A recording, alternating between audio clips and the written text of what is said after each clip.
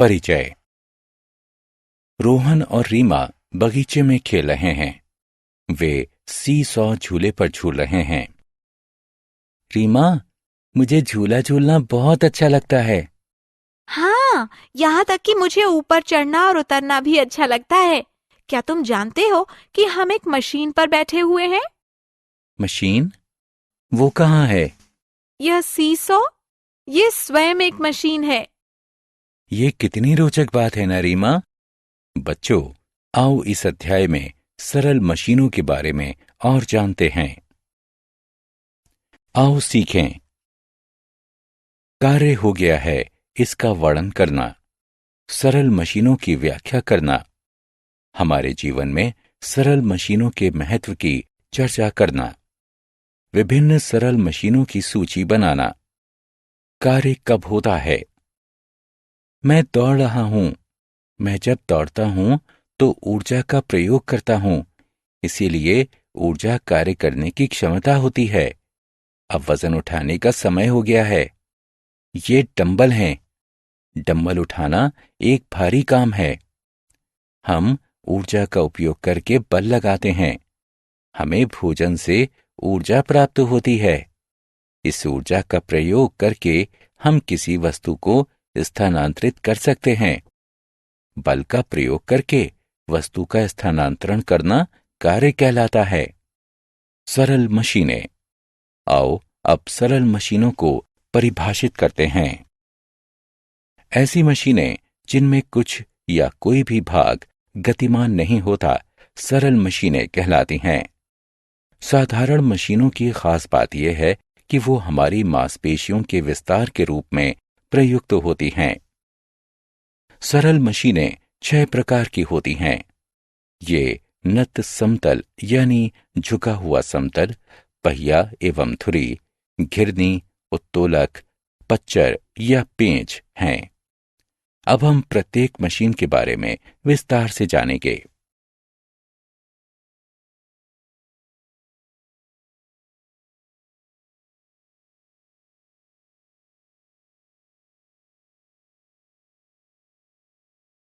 नत समतल यानी झुका हुआ समतल।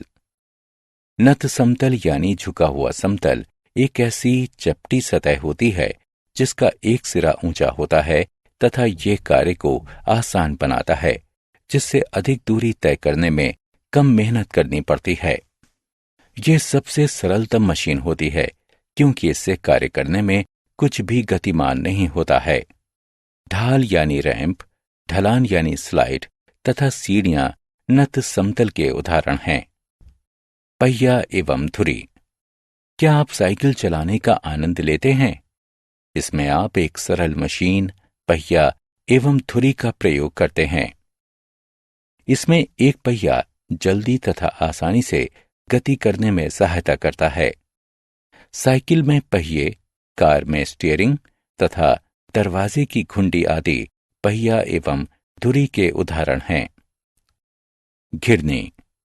इस लड़के को देखो, वो कुएं से पानी निकाल रहा है, लेकिन वो बाल्टी खींचने में असमर्थ है। अब वो घिरनी की सहायता से पानी की बाल्टी खींच रहा है। भार उठाने के लिए एक घिरनी में एक पहिए तथा एक रस्से का प्रयोग होता है, क्योंकि ये वस्तुओं को खींचने में प्रयुक्त होती हैं, अतः इसे घिरनी यानी पुली कहा जाता है। क्रेन, झंडे का खंबा यानी फ्लैग पोल तथा मिनी ब्लाइंड इसके उदाहरण हैं। उत्तोलक। क्या आप जानते हैं कि जमीन पर एक सी सॉ कैसे कार्य करता है? वैसे आप अपने दोस्त को इतना ऊंचा नहीं उठा सकते हैं, लेकिन जब आप सी सॉ के दूसरे छोर पर होते हैं तो उसे आसानी से उठाया जा सकता है। जब आप और आपका दोस्त सी सॉ के दोनों छोरों पर बैठ रहे होते हैं तो ये केंद्र में स्थित एक नियत बिंदु होता है। ये नियत बिंदु आधार यानी आलंब कहलाता है। आप अपने दोस्त को उठाने के लिए जो बल लगाते हैं वो आयास कहलाता है। दूसरे छोर पर बैठा हुआ आपका दोस्त भार कहलाता है। एक उत्तोलक एक सीधी छड़ होती है जो कि एक निश्चित बिंदु पर चलती है। एक उत्तोलक आपको भार उठाने में सहायता करता है। सी सॉ, प्लास यानी प्लेयर तथा बोतल खोलने का यंत्र आदि उत्तोलक के उदाहरण हैं। उत्तोलक 3 प्रकार के होते हैं। आइए इनके बारे में चर्चा करते हैं। प्रथम श्रेणी उत्तोलक। क्या आप अपने हाथों से बड़े भारी पत्थर को उठा सकते हैं? जी नहीं, लेकिन आप एक छड़ी की सहायता से ऐसा कर सकते हैं, जो कि प्रथम श्रेणी उत्तोलक कहलाती है। प्रथम श्रेणी उत्तोलक में आधार यानी आलंब केंद्र में स्थित होता है। आलंब आभार तथा आयास के मध्य कहीं पर भी स्थित होता है। बर्मा यानी लौहदंड तथा कैंची प्रथम श्रेणी उत्तोलक के उदाहरण हैं। कैंची में आलंब केंद्र में स्थित होता है। यह स्थिर होता है।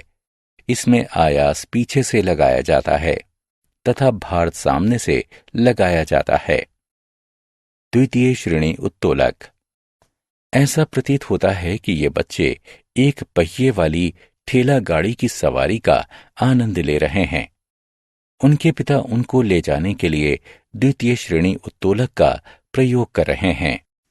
द्वितीय श्रेणी उत्तोलक में आयास एक तरफ तथा आलंब दूसरी तरफ होता है एवं भार मध्य में होता है। एक पहिए वाली ठेला गाड़ी, सरौता यानी अखरोट तोड़ने वाला यंत्र तथा बोतल खोलने वाला यंत्र द्वितीय श्रेणी उत्तोलक के उदाहरण हैं। तृतीय श्रेणी उत्तोलक। अनेक लोग मछली पकड़ने का आनंद लेते हैं। इस कार्य के लिए वे एक मछली पकड़ने वाली डंडी का प्रयोग करते हैं, जो कि एक तृतीय श्रेणी उत्तोलक होता है। मछली पकड़ने वाली डंडी में आयास मध्य में होता है। एक तरफ भार होता है और दूसरी तरफ आलंब होता है। इस प्रकार का उत्तोलक तृतीय श्रेणी उत्तोलक कहलाता है। भुजा, मछली पकड़ने वाली डंडी, झाड़ू, स्टेपलर आदि तृतीय श्रेणी उत्तोलक के उदाहरण हैं। पेंच। पेंच भी एक सरल मशीन है। ये कील की तरह दिखाई देता है। एक पेंच एक छड़ के चारों तरफ लिपटा हुआ नत समतल होता है। पेंच को मोड़ने के लिए कम बल का प्रयोग करना पड़ता है, क्योंकि एक पेंच अधिक दूरी तय करता है। काग निकालने का पेंच तथा एक जार का ढक्कन एक पेंच के उदाहरण हैं। हम जानते हैं कि एक कील आसानी से बाहर निकल आती है, जबकि पेंच नहीं निकलता है। हम दीवार पर पेंच को लगाकर उस पर भार टांग सकते हैं। हम पेंचों की सहायता से जार को कस के बंद कर सकते हैं। जैक में लगे हुए पेंच की सहायता से कार को ऊपर उठाया जाता है। एक साधारण पेंच कार को उठा सकता है। इस कारण से ही ये सरल मशीन कहलाया गया है। पच्चर। एक पच्चर में 2 नत समतल होते हैं, जो कि किसी वस्तु को उठाने या उसे तोड़ने के लिए परस्पर प्रयोग किए जाते हैं। चाकू, कुल्हाड़ी का सिरा, पेंचकश, छेनी आदि कुछ पच्चरों के उदाहरण हैं। कॉलम क का कॉलम ख से मिलान करें।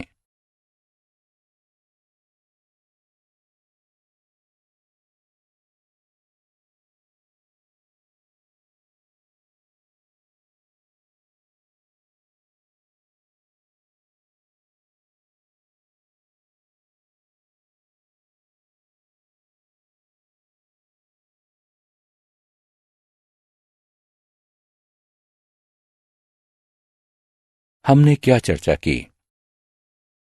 बल का प्रयोग करके वस्तु का स्थानांतरण करना कार्य कहलाता है। किसी भारी वस्तु को उठाना कठिन कार्य होता है।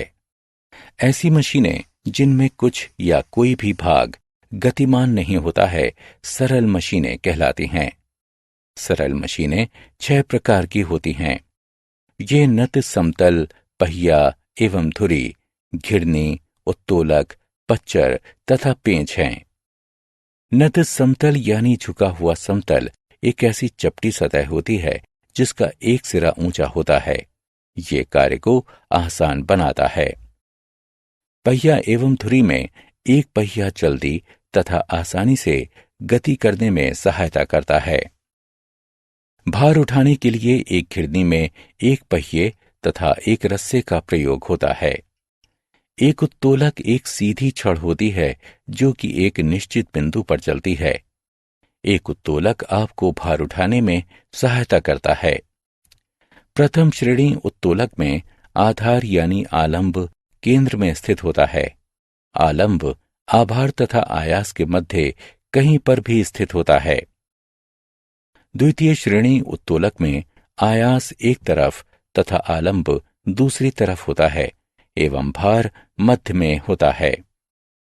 तृतीय श्रेणी उत्तोलक में आयास, भार तथा आलंब के मध्य में होता है। एक पेंच एक छड़ के चारों तरफ लिपटा हुआ नत समतल होता है।